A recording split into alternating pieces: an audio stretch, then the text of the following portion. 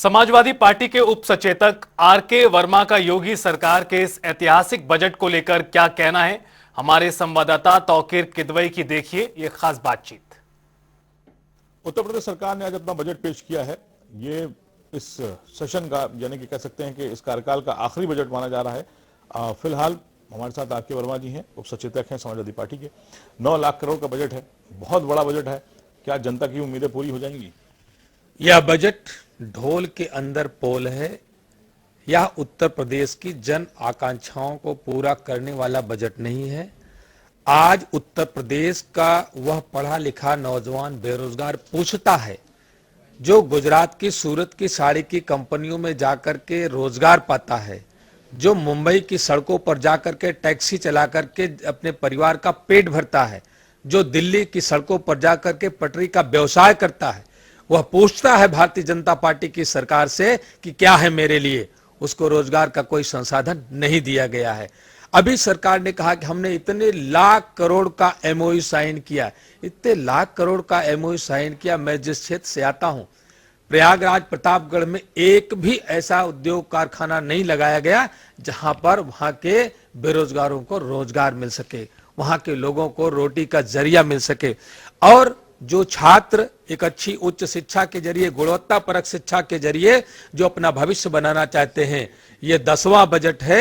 एक भी बजट में वर्ल्ड क्लास यूनिवर्सिटी की चर्चा कभी नहीं की। ये कौन से विश्वगुरु लोग हैं, ये कौन से राष्ट्रवादी लोग हैं जो एक भी बेहतरीन टेक्निकल इंस्टीट्यूट के लिए उत्तर प्रदेश में खड़ा करने के लिए कोई बजटीय व्यवस्था करने का काम नहीं किया।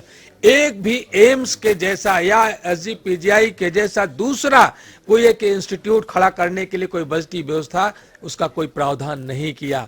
अगर चिकित्सा की व्यवस्था अच्छी नहीं होगी, अगर शिक्षा की व्यवस्था अच्छी नहीं होगी, रोजगार का साधन अच्छा नहीं होगा, तो कौन से योजना से उत्तर प्रदेश विकास के पथ पर आगे बढ़ेगा?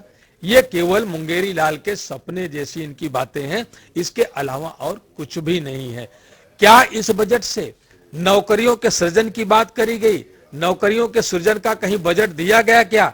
जो छात्र बेरोजगार हैं, जो प्रतियोगी परीक्षाओं की इतने दिनों से तैयारी कर रहे हैं, उनकी सीटें लगातार कम होती जा रही हैं। सीटों का सृजन नहीं हुआ, पदों का सृजन करने का काम सरकार नहीं कर रही है। लगातार किसान खाद के लिए लाठियां खा रहा है। डीएपी खाद सरकार कैसे मुहैया कराएगी? इसके लिए कोई उत्तर प्रदेश में के बजट में कोई बजटीय व्यवस्था करने का काम नहीं किया गया है। लेकिन वर्मा जी ये बताइए, बिहार का चुनाव अभी हम लोगों ने देखा, बड़े वादे वहां पर समाजवादी जो आरजेडी थी वो कर रही थी, लेकिन एक बहुत बड़ा मुद्दा था कि जो वहां के लोग हैं वो बाहर नौकरियां करते हैं, यानी कि गुजरात महाराष्ट्र जाने के। ये मुद्दा आप यहां पर भी कह रहे हैं, लेकिन उसका असर दिखाई नहीं दिया। बिहार में बहुत बड़ी जीत भारतीय जनता पार्टी ने दर्ज की। कैसे इस चुनावी लड़ाई को देखते हैं? समय भी कम है, 27 का चुनाव आने वाला है। देखिए, उत्तर प्रदेश के स्वभाव और बिहार के स्वभाव में बहुत अंतर है। उत्तर प्रदेश पूरी दुनिया का सबसे बड़ा युवा प्रदेश है और ये कहें कि पूरी दुनिया का छठा युवा देश है, तो निश्चित रूप से उत्तर प्रदेश का नौजवान जो उत्तर प्रदेश की तकदीर लिख सकता था, आज वो बेरोजगार है। युवा डिग्री धारक है, युवा हुनरमंद है, लेकिन युवा का हाथ खाली है। निश्चित रूप से युवाओं में आक्रोश है, बेरोजगारों में आक्रोश है।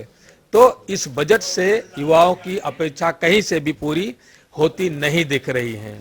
लेकिन वोट का पैटर्न कहाँ रह गया? अभी आप ये लोग आरोप लगा, हम वोट की बात नहीं कर रहे, यही तो वोट में तब्दील होंगे। तो नहीं, वोट में तब्दील अभी 2024 का परिणाम आप सब लोगों ने देखा कि भारतीय जनता पार्टी बुरी तरह से चुनाव हारी है और 2027 में भी बुरी तरीके से हारेगी। लेकिन आप लोग लगातार आरोप लगा रहे हैं कि एसआईआर में नाम काटे जा रहे हैं, फिर जब इन लोग को वोट का नहीं लगा रहे हैं, प्रामाणिकता के साथ कह रहे हैं कि भारतीय जनता पार्टी अगर घबराई नहीं है तो फार 7 का दुरुपयोग मुख्यमंत्री जी के कार्यालय से बाकायदा अधिकारियों के द्वारा सभी जिले के जिलाधिकारी से लेकर के एसडीएम तक भेजे जा रहे हैं और बाकायदा डेटा सेंटर यहाँ पर है। डेटा सेंटर से एक एक बूथ का डेटा यहाँ पर है कि कहां पर समाजवादी पार्टी के समर्थक और मतदाता ज्यादा हैं, उनका नाम कटवाने की साजिश चल रही है। हमने तो प्रामाणिकता के साथ पकड़ा है कि ये जालसाजी उत्तर प्रदेश में हो रही है, धोखाधड़ी हो रही है, जो आम नागरिकों को मतदान के अधिकार से वंचित करने की एक साजिश हो रही है।